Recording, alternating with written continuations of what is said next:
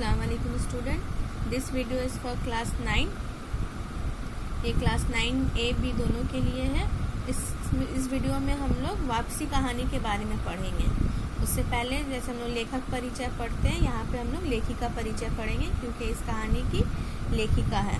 ठीक है, एक लेडी राइटर है, तो इसलिए लेखिका का परिचय हम लोग पढ़ेंगे, उनके बारे में कुछ जानेंगे। उषा प्रियवंदना, इस कहानी की लेखिका कौन है? उषा प्रियवंदना। लेखिका परिचय, उषा प्रियवंदना, इनका जन्म 24 दिसंबर 1930, प्रवासी हिंदी साहित्यकार है। ये एक हिंदी साहित्यकार है। कानपुर में जन्मी उषा प्रियवंदना ने इलाहाबाद विश्वविद्यालय से अंग्रेजी साहित्य में MA तथा PhD की पढ़ाई पूरी करने के बाद दिल्ली के लेडी श्री राम कॉलेज और इलाहाबाद विश्वविद्यालय में अध्यापन किया। इनका जन्म कहाँ हुआ था? कानपुर में जन्म हुआ था। इलाहाबाद विश्वविद्यालय से अंग्रेजी में इन्होंने MA किया था। इलाहाबाद यूनिवर्सिटी से इन्होंने अंग्रेजी में MA किया। फिर उसके बाद PhD की पढ़ाई पूरी की। फिर दिल्ली के लेडी श्री राम कॉलेज और इलाहाबाद विश्वविद्यालय में भी इन्होंने एज अ टीचर काम किया, एज अ प्रोफेसर। इसी समय उन्हें फुलब्राइट स्कॉलरशिप मिली और वह अमेरिका चली गई। और फिर इसी दौरान उनको एक स्कॉलरशिप भी मिला। वो कौन सा स्कॉलरशिप था? फुलब्राइट स्कॉलरशिप था। और वो आगे की पढ़ाई करने के लिए अमेरिका चली गई। अमेरिका के ब्लूमिंगटन इंडियाना में 2 वर्ष पोस्ट डॉक्टरेट अध्ययन किया और 1964 में विस्कॉन्सिन विश्वविद्यालय मेडिसिन में दक्षिण एशियाई विभाग में सहायक प्रोफेसर के पद पर कार्य प्रारंभ किया। और अमेरिका में उन्होंने क्या किया? ब्लूमिंगटन इंडियाना में 2 वर्ष तक पोस्ट ग्रेजुएट का काम किया उन्होंने। फिर 1964 में विस्कॉन्सिन विश्वविद्यालय में और मेडिसिन में दक्षिण एशिया विभाग में उन्होंने एज अ प्रोफेसर वहाँ पे काम किया। आजकल वे सेवानिवृत्ति होकर लेखन और भ्रमण कर रही है। और आजकल वे क्या कर रही है? अभी तक जीवित है। ठीक है, ये लेखिका जो अभी तक जीवित है वो अब क्या कर रही है? वो एक इंडिपेंडेंट होकर अपना लेखन कर रही हैं और अपना लेखनी लिख रही हैं, अपने कहानियाँ लिख रही हैं।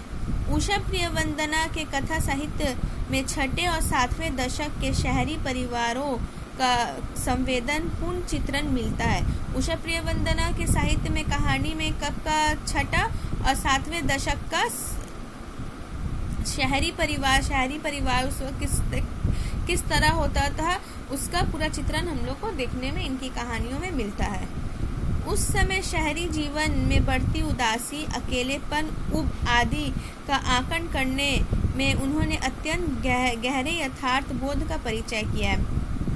उस समय का शहरी जीवन कैसा होता था, किस तरह से इंसान उदास, अकेलापन, ज़माने से थका हुआ, उबा हुआ आदमी का जो उन्होंने चित्रण किया है वो बहुत ही अत्यंत यथार्थ बोध है, वह एक सच्चाई है।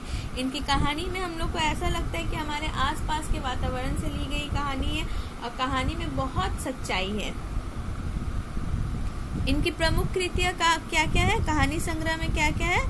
वनवास, कितना बड़ा झूठ, जिंदगी और गुलाब के फूल, एक कोई दूसरा, मेरी प्रिय कहानी, संपूर्ण कहानियाँ, ये सब इनकी कहानियाँ हैं। कहानियाँ संग्रह है ये सब इनकी। और उपन्यास क्या क्या है? रोकोगी नहीं राधिका, शेष यात्रा, 55 खंबे लाल दीवारें, अंतर्वशी, भया कबीर उदास। ठीक है, ये सब इनके उपन्यास, नॉवेल है और ये सब इनकी कहानियाँ हैं। वापसी कहानी जो है एक ऐसी कहानी है जिसे पढ़ने के बाद लगता है कि ये हमारे ही आसपास के वातावरण से लिया हुआ कहानी है। ठीक है, ये एक मिडिल क्लास फैमिली का कहानी है। किस तरह से एक मिडिल क्लास आदमी अपने परिवार से दूर रहता है और अपने परिवार को खुश रखने के लिए, अपने परिवार की देख रेख के लिए वो अपने परिवार से दूर रहकर ज़िंदगी गुजारता है, सिर्फ एक ही आस में कि उसका परिवार खुश रहे। और जब वो अपने परिवार से मिले तो उसका परिवार उसे अपनाए। लेकिन इस कहानी में ये आस इंसान को रहती है और इस कहानी में हम लोग देखे भी हैं एक मेन कैरेक्टर जो है गजाधर बाबू का, वो देखे हैं कि वो किस तरह से अपनी ज़िंदगी एक छोटे से स्टेशन में गुजारते हैं। अपने परिवार की खुशी के लिए उनको कोई तकलीफ ना हो, वो एक रेलवे मास्टर रहते हैं और किस तरह से वो अपनी ज़िंदगी गुजारते हैं वहाँ पर। और जब रिटायरमेंट के बाद उन्होंने बहुत सारे सपने देख रखे थे कि किस तरह से वे जब घर जाएंगे तो बच्चों के साथ घुल मिल कर रहेंगे, बच्चे उनके साथ घुल मिल कर रहेंगे। लेकिन वास्तव में जब वो घर जाते हैं, जैसा उन्होंने सोचा था ठीक उसके विपरीत सब कार्य होता है। कोई भी उनसे सही ढंग से बात नहीं करता, कोई भी उनकी इज्जत नहीं करता। एज अ फैमिली का जो हेड होता है फादर, तो जिस तरह से फादर का इज्जत होना चाहिए, पिताजी का जो सम्मान होना चाहिए, वो कोई नहीं करता है। जो आज के मॉडर्न सोसाइटी में हम लोग देखते हैं ऐसा ही होता है अमूमन। तो इस कहानी के जरिए विस्तार पूर्वक हम लोग पढ़ेंगे। इसमें मेन कैरेक्टर है गजाधर बाबू, जो मेन लीडिंग कैरेक्टर है। ठीक है, तो आगे हम लोग कहानी पढ़ते हैं। वापसी उषा प्रियवंदना। गजाधर बाबू ने कमरे में जमा सामान पर एक नजर दौड़ाई। 2 बक्स, डोलची, बाल्टी। ये डिब्बा कैसा है गणेशी? गणेशी जो है उनका नौकर है। ठीक है, तो गजाधर बाबू का अब रिटायरमेंट का टाइम आ गया है। उन्होंने क्या किया, कमरे में जमा सामान जो था, सब सामान उनका पैक्ड हो चुका था, तो उन्होंने सामान की तरफ नज़र दौड़ाई। 2 बक्स से थे, 2 पेटी था, डोलची था, बाल्टी, ये कैसा एक बाल्टी था, ये डिब्बा कैसा है, एक छोटा सा डब्बा भी रखा था। तो वो अपने नौकर से पूछते हैं ये डब्बा कैसा है गणेशी? गणेशी उनका नौकर है जो उनकी देख रेख करता था। उन्होंने पूछा। गणेशी बिस्तर बांधता हुआ कुछ गर्व, कुछ दुख, कुछ लज्जा से बोला, घरवाली ने साथ को कुछ बेसन के लड्डू रख दिए हैं। तो कहता है कि उसकी जो पत्नी थी, गणेशी की जो पत्नी थी, वो गजाधर बाबू के लिए कुछ बेसन के लड्डू दिए हैं सफर के लिए। कहा बाबूजी को पसंद थे, अब कहाँ हम गरीब लोग आपकी खातिर कर पाएंगे। वो कहती है कि वो गणेशी कहता है कि उनकी बीवी कहती है कि आपको बहुत पसंद थे बेसन के लड्डू, इसलिए उसने थोड़ा सा आपके लिए बांध दिया है। अब हम लोग गरीब आदमी कहाँ आप जैसे बड़े आदमियों का खातिर कर पाएंगे, क्योंकि अब उसका रिटायरमेंट हो गया है और वो जहाँ रहता था क्वार्टर से वो वापस अब अपने घर जा रहा है। घर जाने की खुशी में भी गजाधर बाबू ने एक विषाद का अनुभव किया, जैसे एक परिचित स्नेह आदरमय सहज संसार से उनका नाता टूट रहा था। घर जाने की उनको खुशी थी, लेकिन इस खुशी में भी कहीं ना कहीं उनको दुख था। उन्होंने एक दुख का अनुभव किया, जैसे कोई परिचित, कोई प्यारा, कोई बहुत आदर करने वाला, प्यार करने वाला संसार से उनका जैसे नाता सा एक रिश्ता सा टूट रहा है। ऑब्वियस है ये चीज़, ये ह्यूमन साइकोलॉजी भी है। जहाँ हम रहते हैं वहाँ से, वहाँ के इन्वायरमेंट से, वहाँ के आसपास के लोगों से हम लोग एक अटैचमेंट हो जाता है। और जब हम लोग उस जगह को छोड़कर कहीं जाते हैं परमानेंटली शिफ्ट होने के लिए, तो वो चीज़ इंसान को बहुत खलती है। ये ह्यूमन नेचर है। ठीक है, तो उनको भी ये चीज़ खल रही थी कि इतने साल वो इस क्वार्टर में रहे थे, अब वो छोड़ कर जा रहे हैं उस जगह को, तो ये बात उनको दुख कर रहा था। ये बात को उनको बहुत ज़्यादा कष्ट था, दुख था। कभी कभी हम लोगों की भी खबर लेते रहिएगा, गणेशी बिस्तर में रस्सी बांधता हुआ बोला। तो गणेशी कहता है कभी कभी हम लोग की भी खबर ले लिया कीजिएगा, और जो उनका सामान था वो सामान में वो रस्सी बांधता हुआ बोला।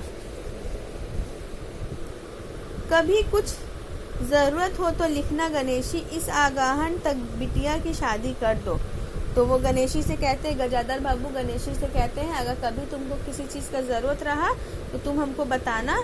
और इस आगाहन मतलब एक सीज़न है हिंदी का, तो इस आगाहन तक अपनी बेटी की भी तुम शादी कर दो।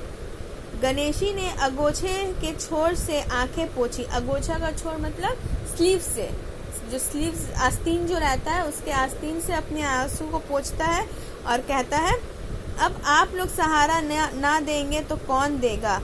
आप यहाँ रहते तो शादी में कुछ हौसला रहता।